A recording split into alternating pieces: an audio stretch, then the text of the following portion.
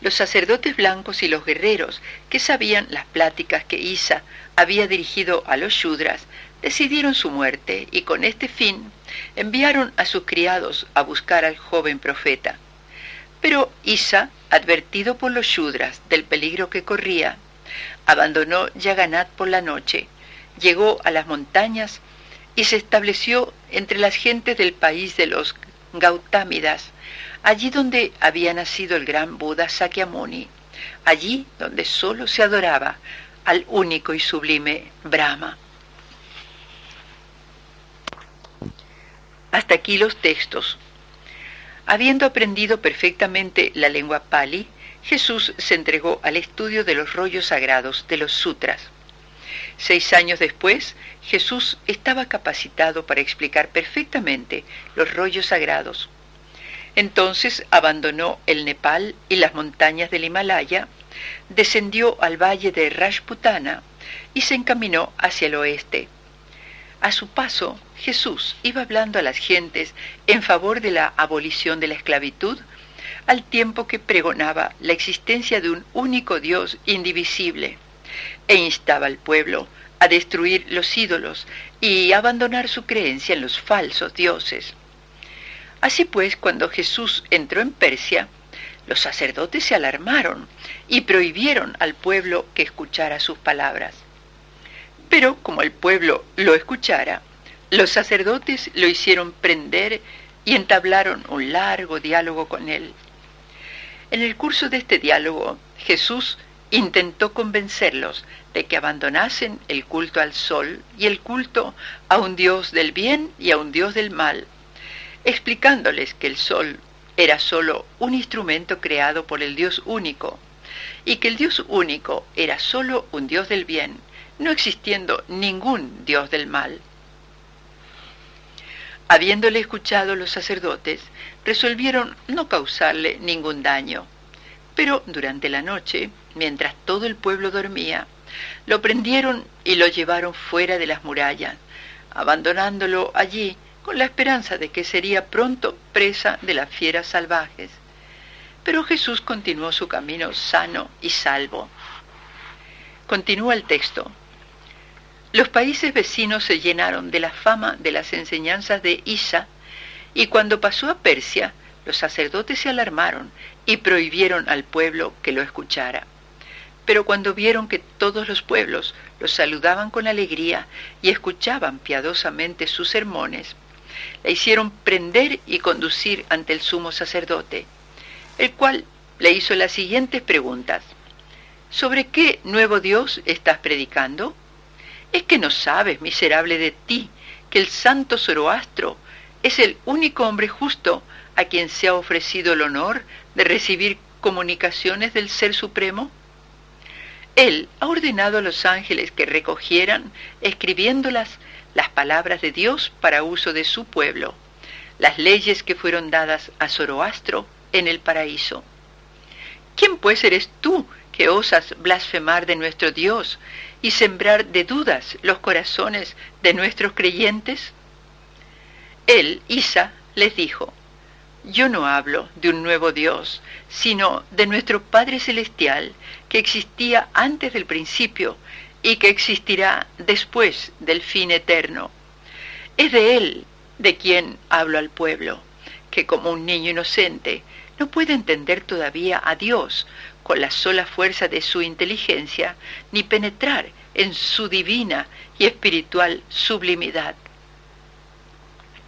Pero, al igual que un recién nacido reconoce en la oscuridad el aliento de su madre, vuestro pueblo, al que habéis conducido al error con falsas doctrinas y ceremonias religiosas, ha reconocido instintivamente a su Padre en el Dios del cual yo soy el profeta.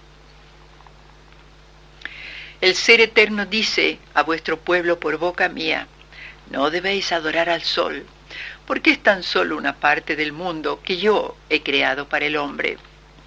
El sol sale para calentaros durante vuestro trabajo y se pone para que descanséis según yo he dispuesto. Únicamente a mí y solo a mí debéis todo cuanto poseéis, todo lo que os rodea, lo de arriba y lo de abajo.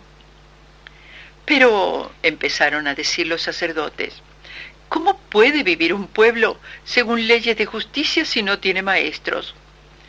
Contestó Isa, mientras el pueblo no tuvo sacerdotes, se gobernó por las leyes naturales, y los hombres conservaron el candor de sus almas.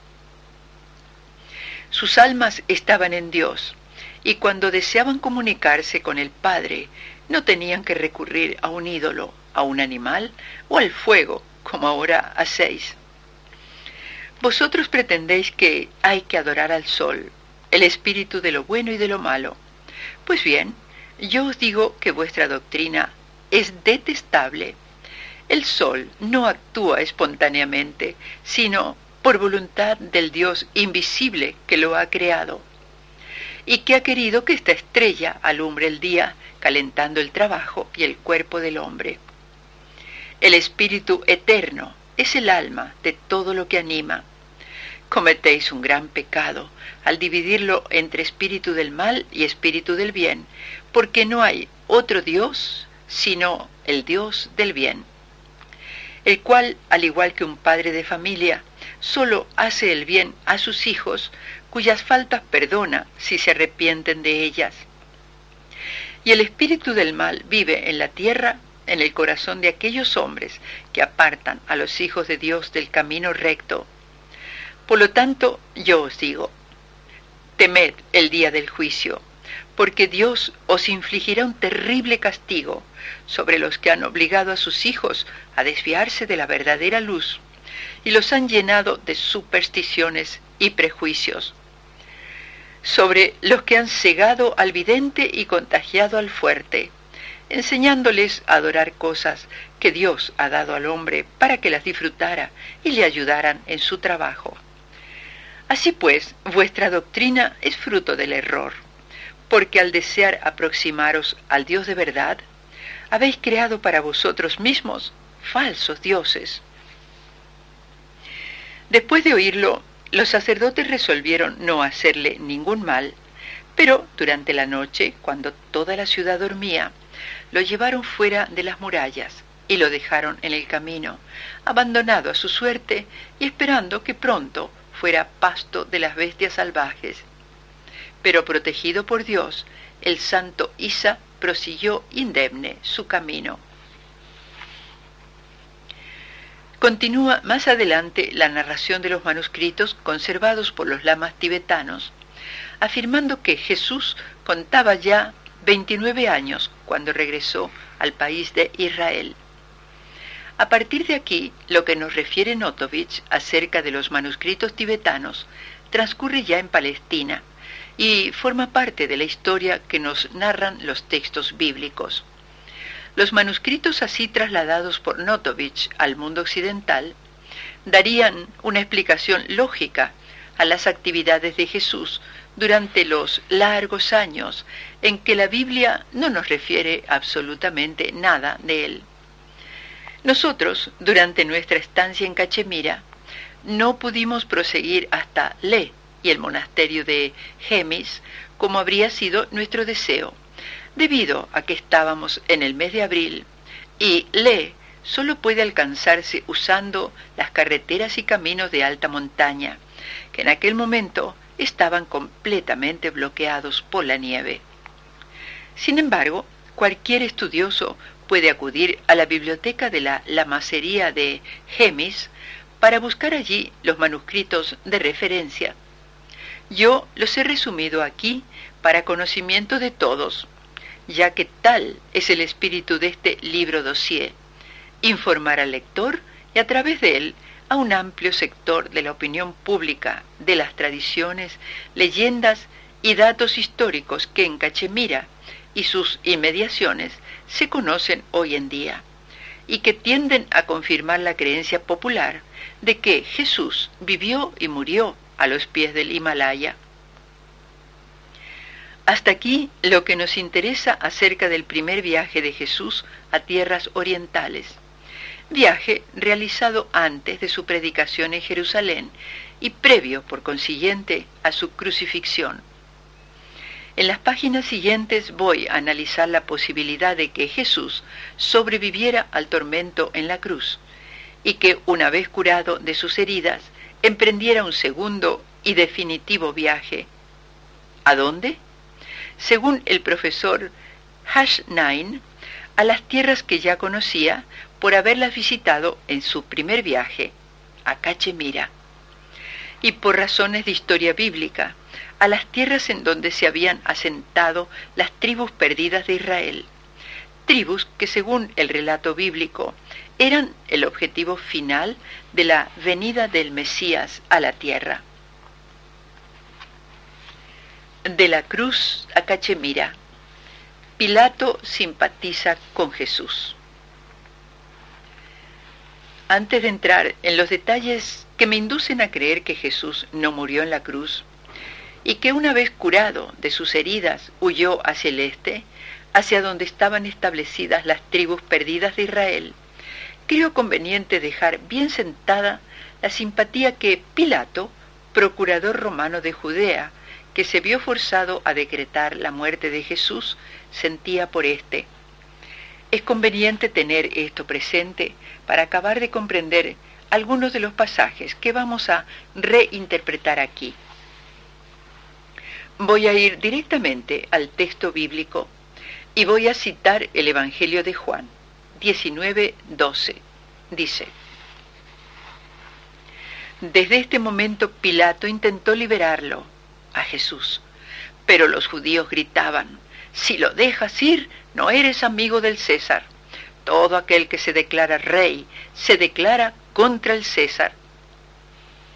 En el Evangelio de Mateo 27:19 leemos: Cuando ya estaba sentado Pilato en el tribunal, su mujer le mandó decir: no le hagas nada a este justo, que hoy he sufrido mucho en un sueño por causa de él. Unos cuantos versículos más adelante, leemos cómo Pilato intenta salvar a Jesús de la crucifixión. Y continúa Mateo 27:24.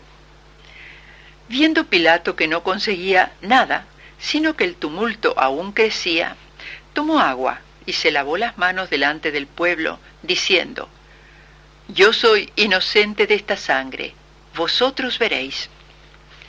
Evidentemente Pilato no deseaba la muerte de Jesús, pero los judíos declararon a Jesús un rebelde que deseaba llegar a ser rey. Advirtieron a Pilato que si lo dejaba libre sería él desleal al César. A Pilato, que no se podía jugar su alto cargo y al que no convenía en modo alguno la enemistad del César, al que los judíos habrían avisado inmediatamente en caso de que hubiera dejado libre a Jesús, solo le quedaba la opción de ajusticiar a Jesús, de tal forma que aparentemente muerto pudiera sin embargo seguir con vida. Así fijó en primer lugar la crucifixión en un viernes, a pocas horas de la puesta del sol y a punto de caer la noche del gran Sabbat. Especulaba Pilato con que, de acuerdo con las leyes judías, el cuerpo de Jesús no podía permanecer en la cruz después del anochecer. Y así fue. Jesús fue bajado de la cruz antes de caer la noche. Y es improbable que mientras los dos ladrones que fueron crucificados al mismo tiempo que Jesús estaban vivos en el momento de quebrarles las piernas los soldados, Jesús hubiera ya muerto. También, en el instante preciso, aparece en escena un hombre llamado José, declarado amigo de Pilato y persona notable de la localidad, discípulo secreto de Jesús. Este hombre se lleva el cuerpo de Jesús a un lugar en el que los judíos no tenían nada que buscar. Jesús no murió en la cruz. En la misma Biblia encontramos una referencia al hecho de que Jesús fue salvado de la muerte en la cruz. Así leemos en la epístola de Pablo a los Hebreos con referencia a Jesús 5:7. Dice: Él, que durante su vida mortal, con grandes clamores y lágrimas, ofreció plegarias y súplicas a aquel que podía salvarlo de la muerte, fue escuchado a causa de su reverencia. Pero, aparte de esta cita, analicemos desde varios ángulos la real probabilidad de que Jesús no muriera en la cruz. En primer lugar, hay que considerar que Jesús no permaneció muchas horas crucificado. Fue bajado de la cruz en la tarde del mismo día en que le fue dictada y ejecutada la sentencia. Leemos así en Lucas 23, 44-46.